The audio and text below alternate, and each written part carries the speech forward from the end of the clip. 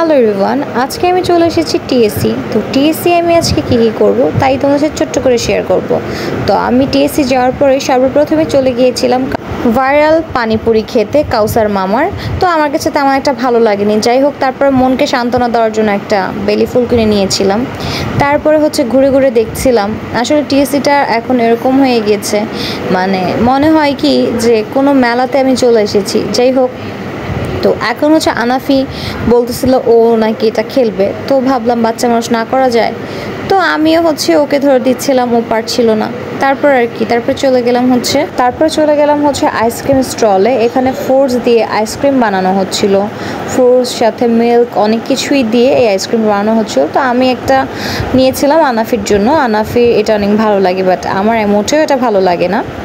তারপরে কি হাঁটতে হাঁটতে একটু ভিতরে যাচ্ছিলাম, আর এত পরিমাণে মানুষ, আর আগের থেকে প্রচুর নোংরা হয়ে গিয়েছে এই জায়গাটা।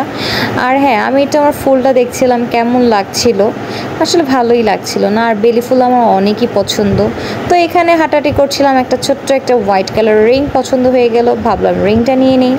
তারপরে কিছুক্ষণ বসেছিলাম, তো বসে থাকতে ভালো লাগছিল না, তো ভাবলাম একটু হাঁটাহাঁটি করি।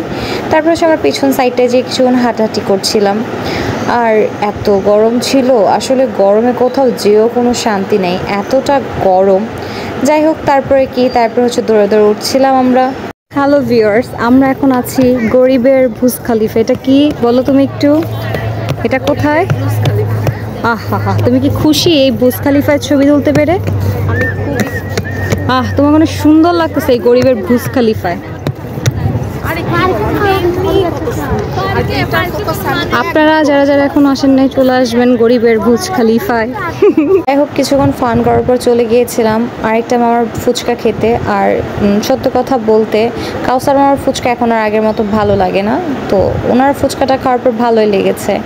আর দিন দিন খাচ্ছি আর মোটা হচ্ছি, ভাই কেউ কোনো ব্যাড কমেন্ট করবে না। যাই হোক, তো এই ওনার ফুচকাটা আমাদেরকে দিয়ে দিয়েছে, আর এই ফুচকাটা খেয়ে আমি খুবই মজা পেয়েছি, কারণ কাউসার মামার ফুচকাটা সে আগের মতো নাই, খুবই বাজে হয়ে গিয়েছে, খাওয়ার যোগ্যই না।